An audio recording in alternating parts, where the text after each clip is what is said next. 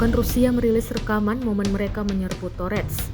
Rekaman aksinya diunggah di Telegram pada Rabu 27 November 2024. Dalam keterangan unggahan disebutkan, sekali lagi pasukan Rusia meledakkan seluruh pintu masuk, mengubur tentara angkatan bersenjata Ukraina di bawah reruntuhan. Para pejuang dari Brigade ke-132 disebut menerobos pintu masuk gedung bertingkat tinggi.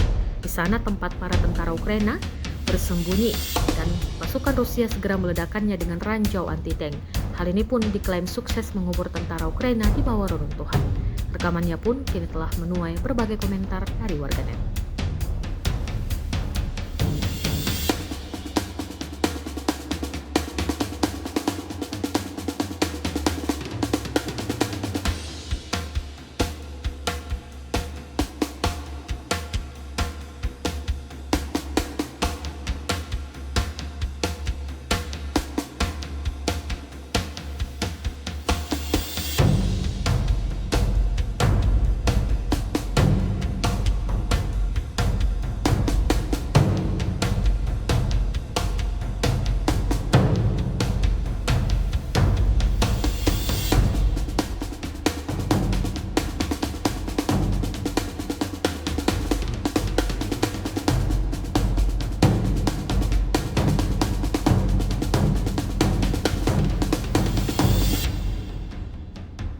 Download Tribun X sekarang, menghadirkan lokal menjadi Indonesia.